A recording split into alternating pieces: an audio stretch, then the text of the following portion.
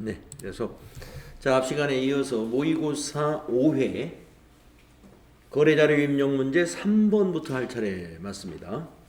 자, 매입 거래라고 되어 있고요. 도시가스 요금 영수증이 있습니다. 그런데 이제 도시가스 요금 영수증이라든가 또 시험에서 이와 유사한 영수증이 뭐가 있냐면 전기요금 그리고 전화요금 가스요금, 전기요금, 전화요금의 이런 영수증에서는요, 이 하단을 좀 잘 보셔야 돼요.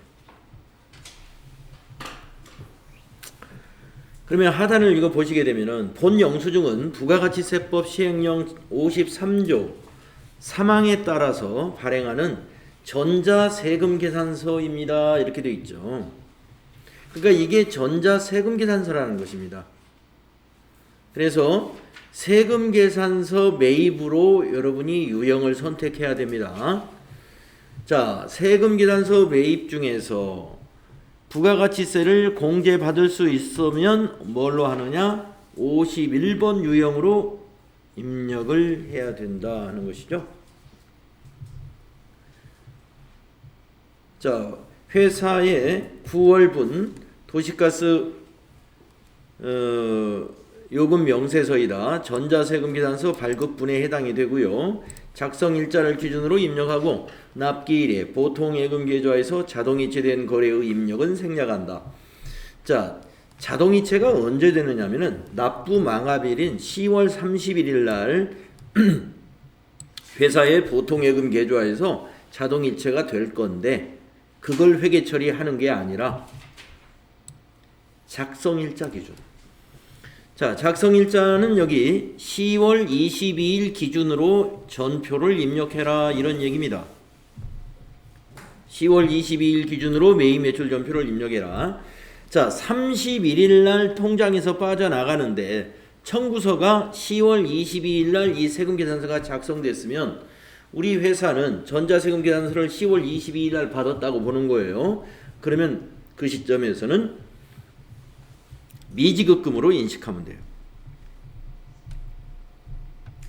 미지급금으로. 자, 그래서 입력하겠습니다.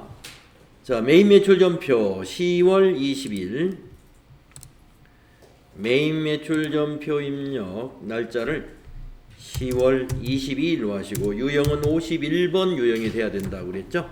네, 품명에는 9월 도시가스 요금이라고 입력하시면 되겠습니다.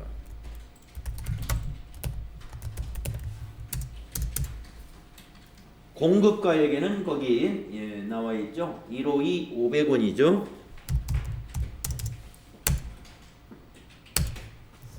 거래처는 도시로 한번 검색해 볼까요? 한국도시가스 주식회사 거래처 있습니다. 전자세금란은 1번 전자입력으로 해줘야 되겠고 분계는 혼합으로 해야 되겠죠. 예, 혼합으로 해주시고 부가세 대급금 이 매입세액은 부가세 대급금 자산 처리하는 거 맞죠? 그런데 도시가스 요금은 상품을 매입한 것이 아니고 비용입니다. 그래서 도시가스 요금은 수도 광열비로 처리하시고 수도 광열비 815번이네요. 네, 도시가스 요금은 수도 광열비, 전기 요금은 전력비. 도시가스 요금이요. 네. 저기 고지 금액으로 쓰나요? 아니면 그냥 저금을 쓰나요? 고지 금액이 비싼데. 고지 금액? 네. 공급가액이 152,500원이고 고지 금액. 부가세가 15,250원. 그래서 고지 금액이 167,750원이죠. 167,750원은 요 합계에 나타나 있지. 예. 부가세 포함해서 고지 금액이 167,750원인 것이고 우리가 요 매입세액은 공제를 받아야 되기 때문에 공급가액에다는 공급가액만 입력을 해야 되는 거예요.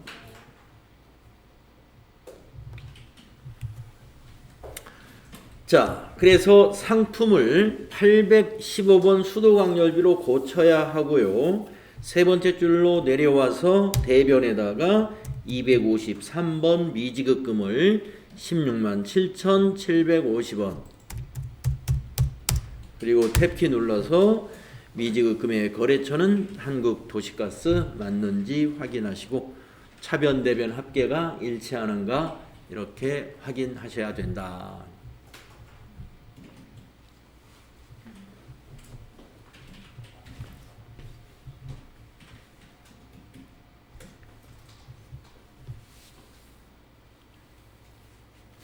네. 자, 세 번째 문제 이렇게 마무리하면 되겠습니다. 다음 네 번째 문제를 보겠습니다. 매입거래 3점인데요. 전자계산서입니다. 자, 계산서라는 것은 면세죠. 면세. 면세 사업자가 발급하는 게 계산서예요. 그러면은 이제 면세 매입은 여러분 유형이 53번이다 하는 거 알고 있어야 되죠. 면세 매입은 53번. 계산서 매입은 53번. 이렇게 알고 계시는 게 더 좋겠다. 계산서 매입은 53번. 예, 계산서 매입은 53번. 그러니까 우리가 면세 재화를 살 때 계산서를 발급받으면서 사는 것도 있고요. 신용카드 발급받으면서 살 수도 있어요. 또 현금 영수증으로 그 계산서 대신에 받을 수도 있습니다. 그런데 우리 FAT 1급 시험에서는 면세 재화를 살 때 현금 영수증 받는 거, 신용카드 받는 거는 시험에 안 내요. 출제 범위가 아니야.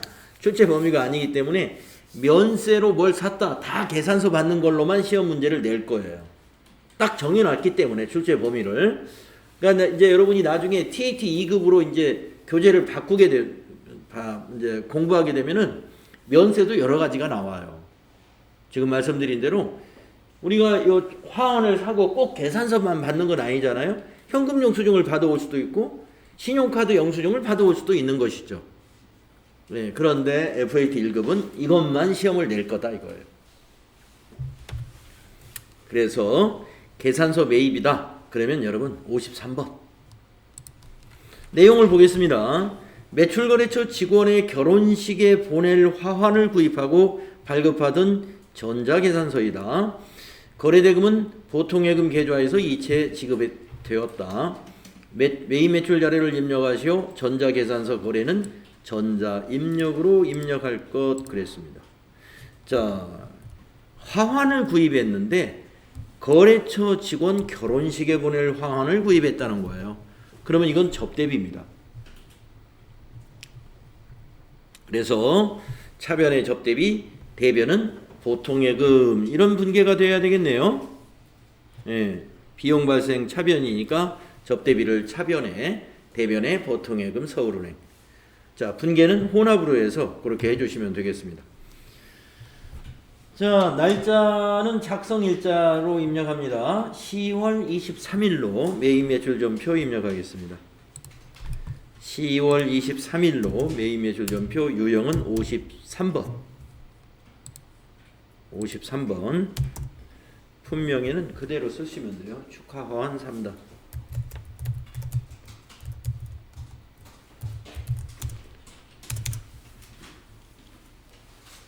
공급가액은 10만원.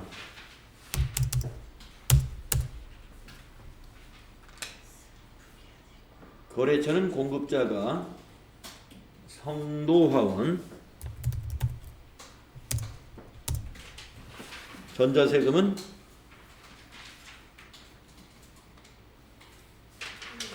(1번이죠) 전자계산서니까.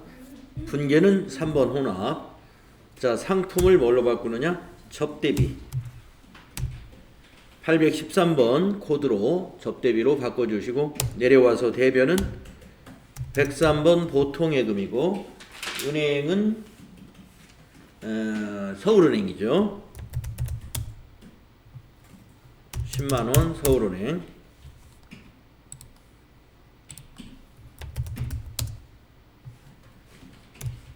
이렇게 거래처, 보통예금의 거래처 서울은행으로 바꾸면 되겠습니다.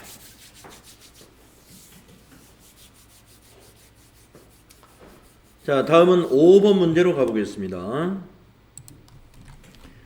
매입거래이고요. 전자세금계산서입니다. 철거 용역이라고 되어 있는데 자료를 보겠습니다. 자료 설명. 상품 보관용 창고 신축을 위해서 취득한 토지의 기존 건축물을 철거하고 철거 비용은 자기압수표로 지급했습니다. 자기압수표는 현금이니까 분계는 현금 분계 필요하겠네요. 메인 매출 자료를 입력하시오. 전자세금 계산서 거래는 전자입력으로 입력할 것. 자, 이게 지금 철거 비용인데 우리가 창고를 지으려고 토지를 산 거예요. 그런데 거기에 필요 없는 건축물이 있기 때문에 그걸 철거하려고 하는 거예요. 그러면 이건 뭐라고 그러냐면 토지에 이 철거 비용은 이 토지의 취득원가로 포함시켜야 돼.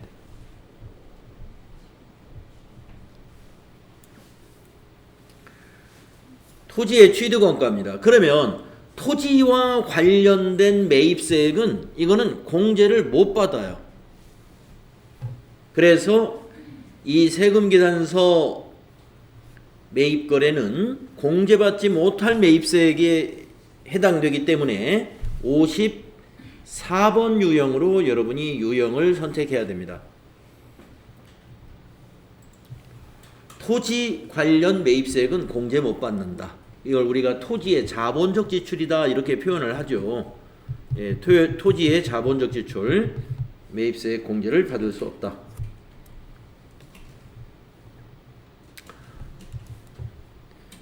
자, 그러면 10월 27일로 한번 날짜를 입력하고 입력해 보겠습니다. 10월 27일로 바꿔주시고 유형은 54번 불공 유형으로 선택하시고요. 불공제 사유에서는 0번이죠. 0번 토지의 자본적 지출 관련. 그리고 선택해 주시고 품명에다가 철거 용역, 공급가액은 300만 원이죠.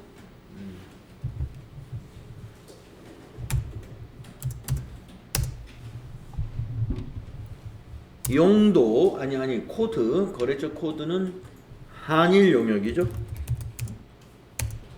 전자세금 계산서니까 1번 해주시고 분계는 그 자기압수표를 지급했다. 뭐 혼합으로 해도 됩니다만은 그냥 현금 분계하겠습니다. 출금으로 전표 만들어지죠. 그리고 상품을 토지로 바꾸시면 돼요. 토지의 취득원가. 철거 비용은 토지를 취득해 가지고 그 토지 위에 있는 불필요한 건축물을 철거하는 데 들어가는 비용은 토지의 취득원가에 포함을 시킵니다.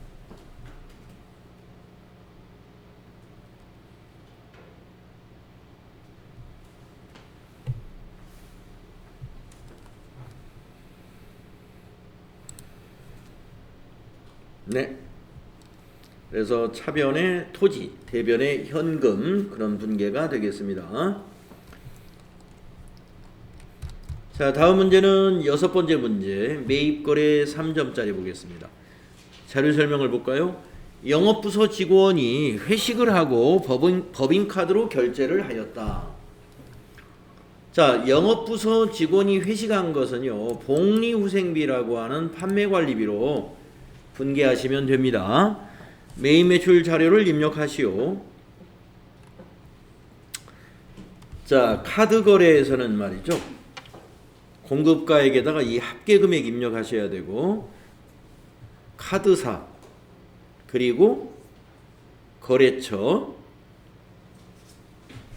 이런 것 등을 잘 챙겨서 입력하셔야 됩니다. 자, 우선 날짜는 10월 31일입니다.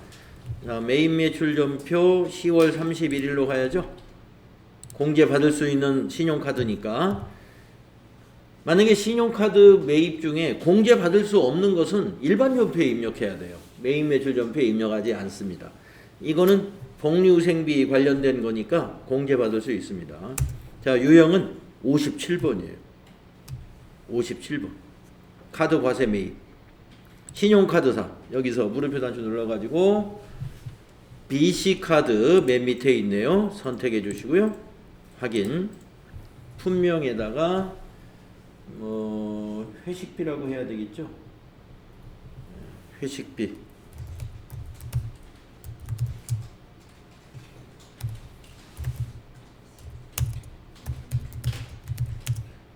공급가액에는 합계를 넣어주세요. 128700.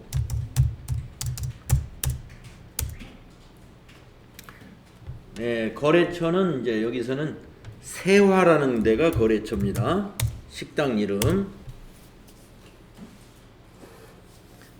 전자세금은 관계없으니까 방향키로 지나가시고, 카드 거래는 4번 카드 분계 한번 해보겠습니다.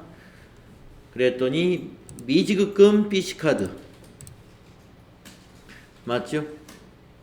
우리가 세화라는 식당에는 대금을 카드로 결제해줬지만 카드사에는 아직 돈을 입금시키지 않았기 때문에 미지급금 부채로 인식합니다.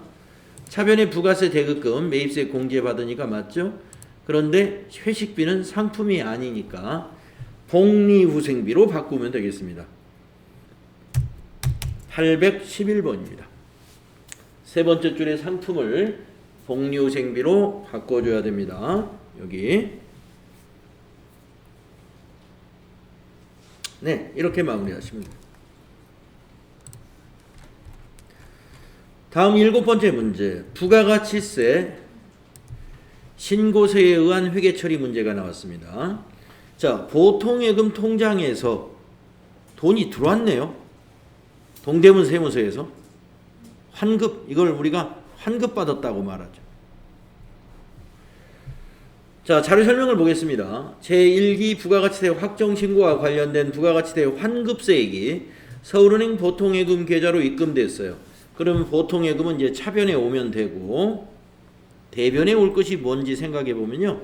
여러분, 우리가 환급세액이 있을 때 정리분계할 때는요, 미수금이라고 우리가 분계를 해놨어요. 미수금. 거래처는 동대문 세무서. 그래서 미수금이 들어온 거예요. 그러니까 대변은 미수금입니다. 자, 평가 문제 보시면 6월 30일자 일반 전표를 참고해서 환급세액에 대한 회계 처리를 하시오. 거래처 코드도 입력할 것. 여기 거래처 코드라는 건 이 동대문 세무서, 미수금에 대한 동대문 세무서를 말하는 겁니다. 자, 그래서 한번 6월 30일 걸 일반 전표로 한번 가서 보실까요? 일반 전표 6월 30일을 이렇게 보시면은 여기 미수금 동대문 세무서 1419000 있잖아요. 예. 그러니까 이미 알고 있는 분은 가서 조회 안 해봐도 상관없어요. 예. 의심적이면 한번 가서 조회해 보시고. 자, 이제 일반 전표에서 이건 매입 매출 전표의 입력사항이 아닙니다. 돈 들어온 것은 그냥 일반 전표에 입력하면 돼요. 부가가치세 신고할 사항이 아니잖아요, 이거는. 자, 그래서 8월 24일로 일반 전표 날짜를 고칩니다. 8월 24일로 일반 전표에 입력해야 돼요. 자, 3번 차변에 103번 보통예금 서울은행 거기 있는 금액 1419000 대변에 미수금 120번 거래처는 동대문 세무서 1419 플러스 이렇게 환급세액에 대한 회계 처리는 이렇게 해주면 되겠다. 선생님, 그러면 미수금은 자산 감소인가요? 부채? 아니요. 자산 감소. 예, 맞아요. 예, 미수금 자산 감소. 네, 대변에 자산 감소. 그래서 이 거래는 차변의 보통예금은 자산 증가, 대변의 미수금은 자산 감소. 부가가치세 정리분계할 때 환급받을 세금을 미리 자산으로 잡아놨었어요. 미리. 그러니까 오늘 보통예금으로 돈이 들어왔으니까 보통예금을 증가시키면서 미수금은 감소시켜줘야죠. 그렇게 회계 처리가 흘러가는 것입니다.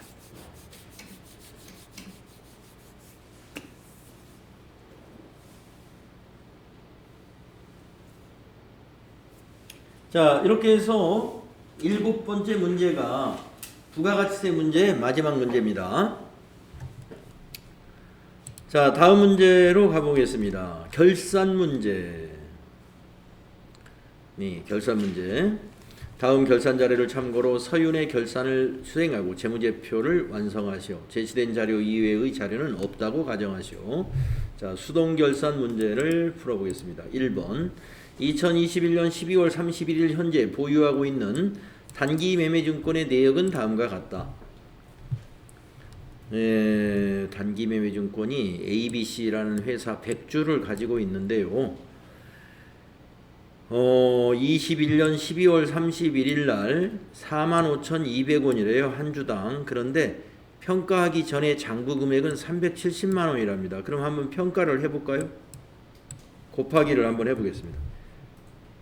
100주 곱하기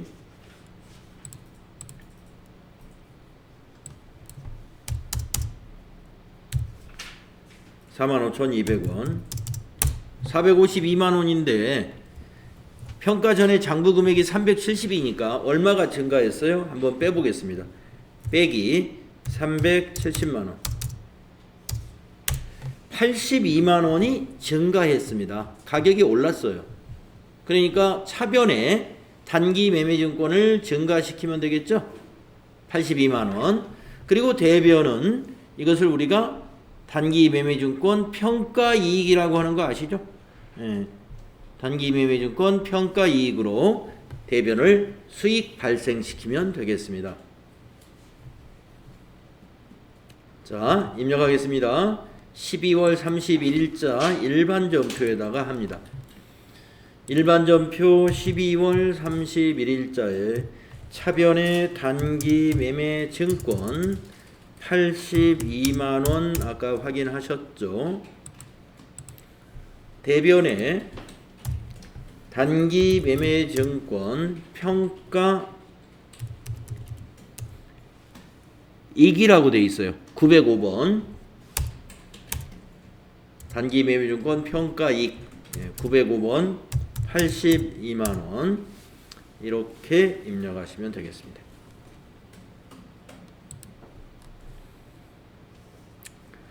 다음 두 번째 문제를 보겠습니다. 취득 시 자산 계정으로 계상한 소모품 중 기말 현재 미사용 소모품은 40만 원이다. 그러면 그동안 소모품으로 얼마를 자산으로 잡아놨는지를 알아야 되겠죠?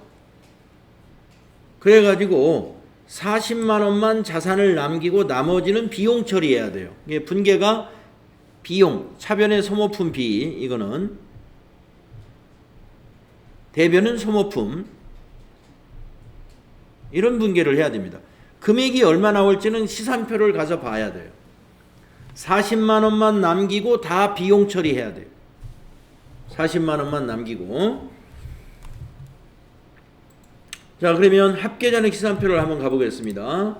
합계잔액 시산표 열어보세요. 결산일 날짜로 열어야 됩니다.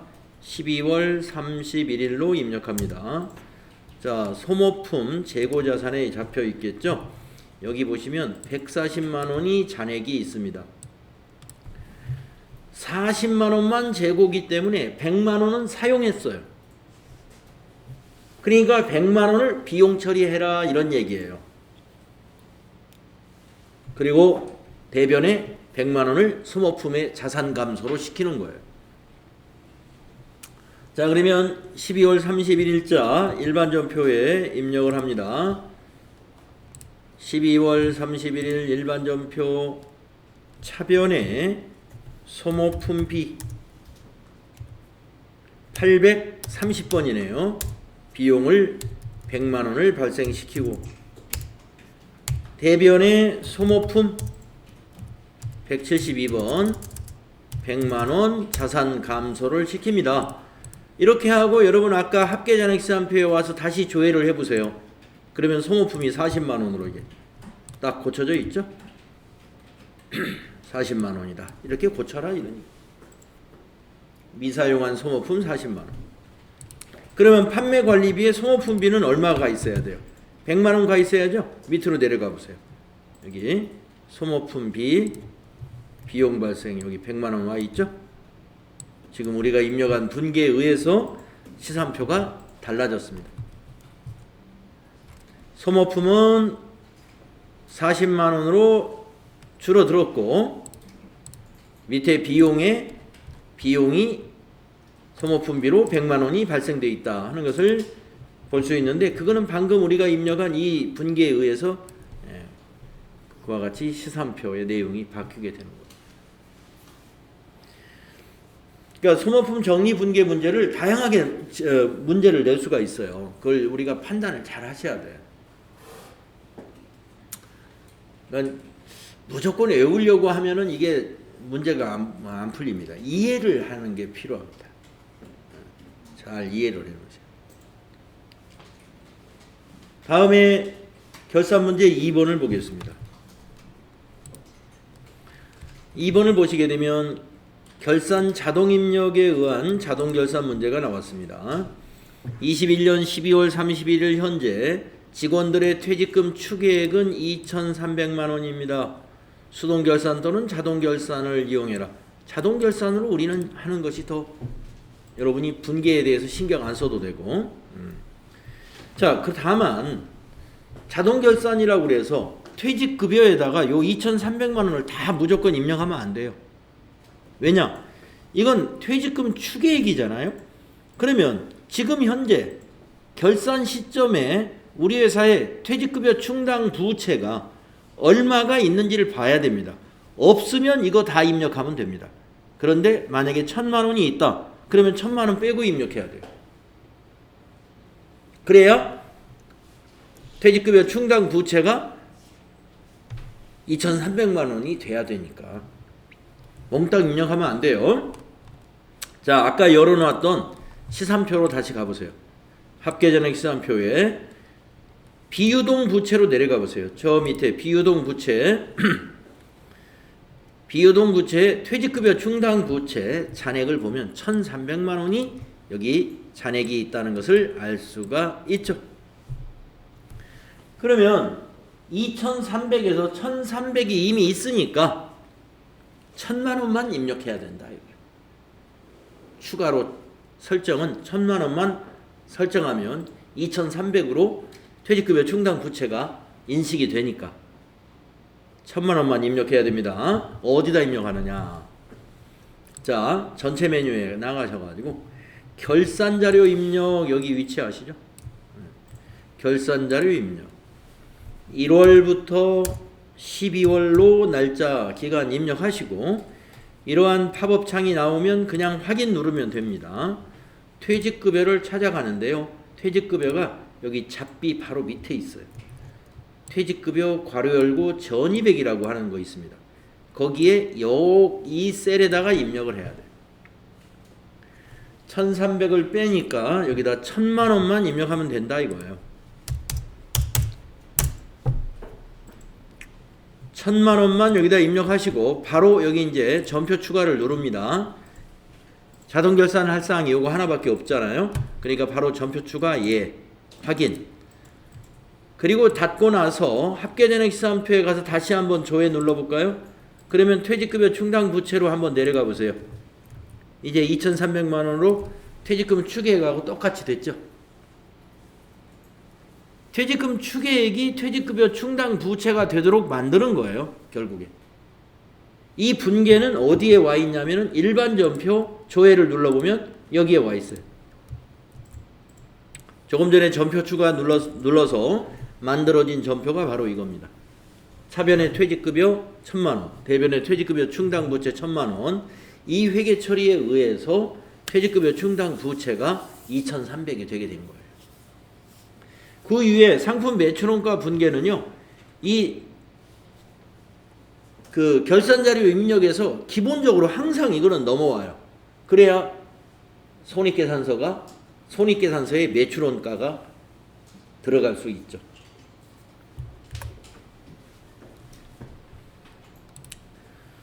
자, 그래서 결산 문제 2개 여러분이 하시면 1번과 2번이 각각 4점씩입니다. 그 다음에 이제 마지막으로 문제 5번이 있는데 여러분 시험 볼 때는 문제 5번을 일치게 해버리세요. 기초정보관리 문제 하고 그 다음에 맨 뒤에 와서 여기 회계정보 분석 문제 하고 그 다음에 거래자료 입력 그 다음에 부가가치세 문제 결산 이런 순서대로 하는 게 우리 수험생에게 유리합니다. 쉬운 거부터 하는 게 나중에 시간에 쫓기더라도 앞에 시간 있을 때 쉬운 거 그냥 뭐 풀기만 하면 100% 맞추는 거 그걸 먼저 하시면 돼요. 뭐 혹시라도 나는 뭐 뒤에 있는 거나 뭐 분계 문제나 그게 그거다. 어렵긴 마찬가지다. 그러면 순서에 상관이 없지만 확실하게 여러분이 쉽게 느끼는 것은 먼저 하시는 게 유리하다. 자, 1번 손익계산서 조회. 자, 그러면 손익계산서를 무조건 열어요. 전체 메뉴에 가서 손익계산서 딱 열어놓고 문제를 봅니다. 다시 6월 30일 현재. 그러면 여기다 6월을 입력하면 돼요. 자, 그 다음에 이게 과목란이 너무 크잖아요. 여러분들 엑셀 써볼 줄 아는지 모르겠어요. 이렇게 과목을 이렇게 좀 좁혀. 그래야 보기가 편하니까. 자, 이렇게 해놓고 뭘 물어봤냐면 6월 30일 현재 기말상품 재고액이 1억 1,500만 원일 경우 상반기 매출원가를 계산하면 얼마냐? 보니까 지금 여기 기말상품 재고액이 이미 들어 있어요. 근데 이것이 아니고 1억 1,500만 원일 때 여기 매출원가는 얼마가 될까요? 이걸 지금 질문한 거예요. 그럼 여러분 매출원가 공식 알고 있죠? 기초 더하기 매입 빼기 기말 이거 알고 있죠? 기초에서 매입을 더해서 기말을 뺀 것이 매출원가다 이거예요. 상품 매출원가 공식. 자, 그러면 여기서 기초 여기 있고 매입액 여기 있죠? 이 두 개를 더해서 기말은 이걸 쓰지 말고 문제에서 준 그 숫자를 쓰면 돼요. 125000000. 그래서 여러분이 계산기를 딱 잡고서 계산기를 잡고 이렇게 하는 거예요. 더해 보세요. 기초 466000000 더하기 1310000000 빼기 그 다음에 이제 시험지를 보고 125000000 엔터. 답을 보면은 여기 이게 나오네요. 626000000. 그래서 1번이 답이다 이겁니다. 기초 상품 재고액에다가 단기 상품 매입액을 더합니다. 이 두 개를 더한 다음에 기말 상품 재고액을 뺀 것이 여기 들어가는 매출 원가예요. 그래서 이걸 보고 계산을 해봐라 하는 거. 1번에 답이 있었습니다. 다음 2번 부가가치세 신고서 조회. 그러면 부가가치세 신고서를 딱 열어요. 어디 있는지 아시죠? 딱 여기 있죠. 자, 일기 예정. 그러면 1월부터 3월을 입력해요. 일기 예정은 1월부터 3월이니까 과세기간이.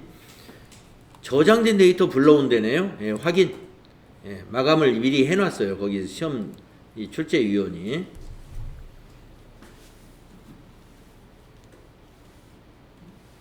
공제받지 못할 매입세액은 얼마입니까? 그러면 여러분 여기 공제받지 못할 매입세액 어디 있는지 잘 알잖아요.